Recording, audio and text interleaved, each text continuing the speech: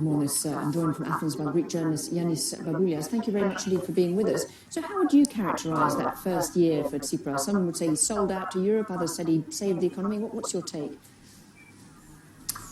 We have to be very honest about this. We're talking about two different parties. We're looking at the first 6 months of Syriza trying to implement its radical left proposals, the proposals that they campaigned on.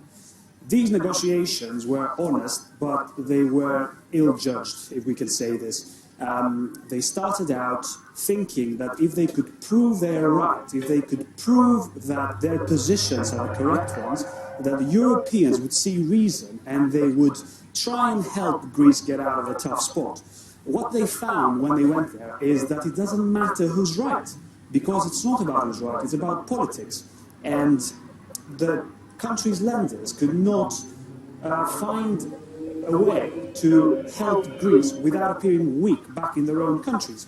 So this cost Syriza 6 months of back and forth, 6 months that ended in capital controls, closed banks, and a referendum that produced a resounding no, as you said.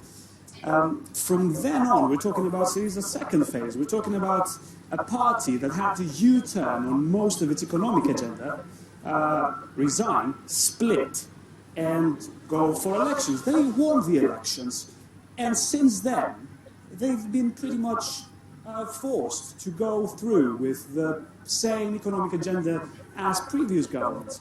Now, credit where it's due. They have managed to save about 20 billion in cuts, but after that, it's pretty much the same. We're seeing the repossession of houses, we're seeing cuts in pensions, we're seeing a host of measures that they were supposed not to take. And the second part of this is the refugee crisis, in which they still have to back down because of pressure from Europe. And so the first year has been fairly tough for Tsipras. What do you think he can bring going forward? I mean, what are his strengths, do you think, and his weaknesses as he continues in power?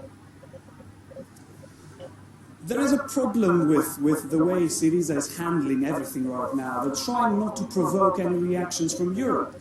In fact, the way they are running the state right now is, if I can put it this way, shambolic. And they could be doing more. But instead of pushing forward with at least a socially positive agenda, they're now backtracking. What they could do is stand up for certain things that don't make any sense.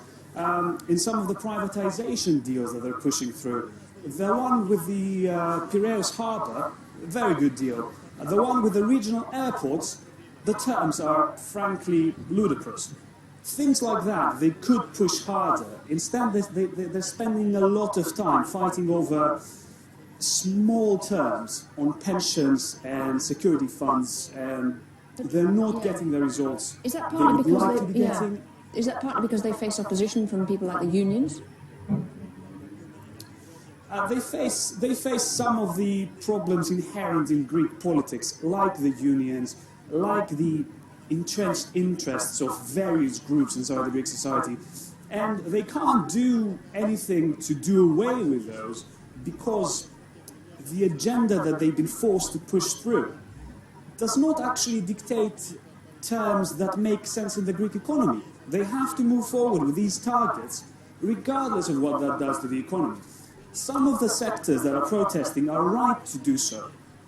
But the fact is that it's just a dead-end situation, and Syriza is as much to blame as are Greece's lenders and previous governments. And I don't see a way out of the corner that they found themselves in, unfortunately. Okay. Yanis Baboulias, thank you very much indeed for joining us. Thank you.